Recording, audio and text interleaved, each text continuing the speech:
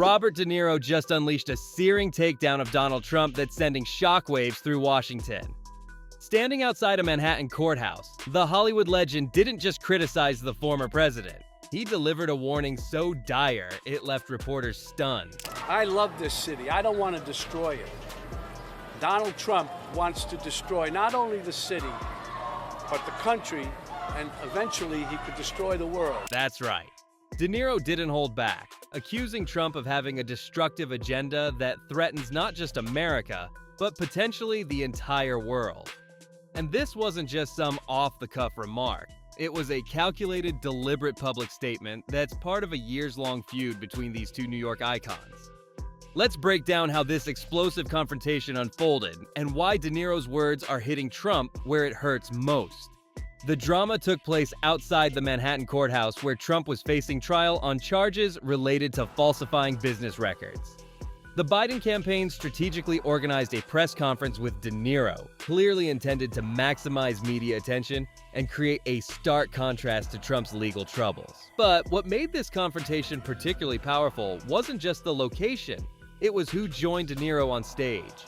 Standing beside him were former Capitol Police Officer Harry Dunn and former D.C. Metropolitan Police Officer Michael Fanone, both present during the January 6th Capitol attack. The message couldn't be clearer. Trump poses a tangible threat to American democracy, according to De Niro, and these officers who lived through the violence of January 6th. De Niro didn't just stop at accusing Trump of wanting to destroy America. He went further, unleashing a barrage of criticisms that cut straight to Trump's character. That's the tyrant. And perhaps most devastatingly, De Niro, who has built his career playing tough guys and gangsters, drew a comparison that had to sting. He thinks he's a gangster. He does everything like a gangster. I don't think that gangsters in that world would think much of him. Ouch. When one of Hollywood's most iconic mob movie actors says you lack the moral code of a gangster, that's a special kind of insult. But this wasn't just name-calling. De Niro laid out exactly what he believes is at stake if Trump returns to power. If Trump returns to the White House, you can kiss these freedoms goodbye that we all take for granted. If he gets in, I can tell you right now, he will never leave. He will never leave. He will never leave office. These aren't just casual remarks. They represent De Niro escalating his criticism to a new level of urgency. It's no longer just about policies or personality. In De Niro's view, it's about the survival of American democracy itself. To understand the full impact of De Niro's courthouse comments, we need to look at the history between these two. This isn't the first time De Niro has publicly criticized Trump, not by a long shot. It makes me so angry that this country has gotten to this point, that this fool, this bozo, has wound up where he has. He talks how he wants to punch people in the face. Well, I'd like to punch him in the face. This is somebody that we want for president? I don't think so. That viral moment from 2016 set the tone, but De Niro was just getting started. 2 years later, at the 2018 Tony Awards, he delivered perhaps his most infamous Trump critique. I'm gonna say one thing, fuck Trump. The Academy Award winner has maintained this stance throughout Trump's presidency and beyond, using his platform at award shows, interviews, and public appearances to voice his opposition. To the former president, is that true? Do you have to use a teleprompter when speaking about President Trump? Or are you able to just kind of riff on your thoughts on him? He's so stupid. If we look at De Niro's criticisms over time, several consistent themes emerge. First, he frequently warns about Trump's authoritarian tendencies, suggesting Trump disrespects democratic norms and admires dictators. Well, I think I don't understand why people are not taking him seriously, because you read about it historically in other countries that they didn't take the people seriously. I think Hitler, Mussolini, they're fools and clowns.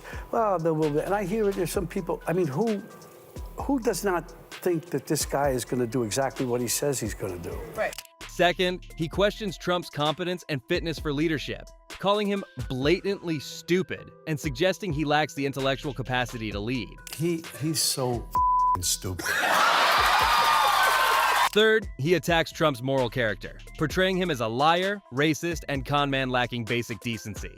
I mean, he's so blatantly stupid. He's a punk, he's a dog, he's a pig, he's a con, a bullshit artist, a mutt. So how did Trump respond to this latest blistering attack? Exactly as you'd expect, with personal insults rather than addressing the substance of the criticism. Trump called De Niro pathetic and sad and a wacko. This is consistent with how Trump has responded to De Niro in the past. After the actor's 2018 Tony Awards outburst, Trump tweeted, "Robert De Niro, a very low IQ individual, has received too many shots to the head by real boxers in movies. I watched him last night and truly believe he may be punch drunk." Notice the pattern? Rather than engaging with the criticism, Trump attacks the critic's intelligence, mental state, or career. It's a strategy of deflection that avoids addressing the actual concerns raised. While it's easy to dismiss this as just another celebrity-politician feud, De Niro's warnings echo concerns raised by many political scientists, historians, and policy analysts. Scholars like Stephen Levitsky and Daniel Zablat, authors of How Democracies Die, have documented how leaders with authoritarian tendencies can erode democratic institutions through actions like attacking the judiciary, discrediting the press, challenging electoral integrity, and politicizing government agencies. De Niro isn't alone in his warnings. Other high-profile figures like Meryl Streep, George Clooney, and Jane Fonda have voiced similar concerns, though often in less explosive terms. But none have maintained such a consistent, forceful critique as De Niro, whose opposition to Trump has become a defining aspect of his public persona in recent years. The big question is, does any of this matter? Do De Niro's criticisms actually influence public opinion? For Trump supporters, such rhetoric is likely dismissed as hyperbolic Hollywood bias, potentially even strengthening their resolve to support him. Trying to be gentlemen in this world, the Democrats. You are gangsters. You are gangsters. For Trump's critics, De Niro's stark language likely resonates, validating their own fears and providing a cathartic expression of outrage. I came here today to remind Americans of what Donald Trump is capable of. And the violence. I'd still be at work, working at the United States Capitol. I appreciate the words by Mr. De Niro, Officer Fanone. For undecided or less engaged individuals, the impact is less clear. The extreme language might be off-putting, but the sheer intensity could also grab attention and prompt consideration of the underlying concerns.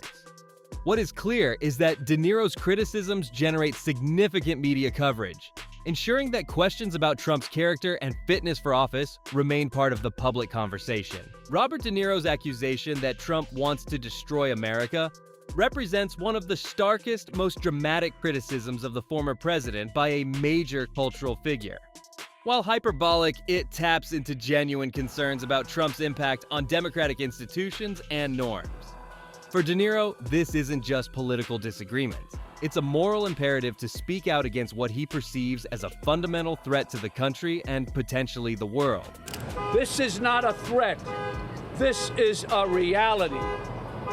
And that's why I've joined the Biden-Harris campaign, because the only way to preserve our freedoms and hold on to our humanity is to vote for Joe Biden for president. This is not a threat. This is a reality. And that's why I've joined the Biden-Harris campaign, because the only way to preserve our freedoms and hold on to our humanity is to vote for Joe Biden for president.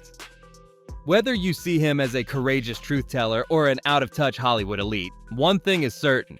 Robert De Niro isn't backing down from this fight anytime soon. If you found this breakdown interesting, hit subscribe for more deep dives into the collisions between politics and pop culture.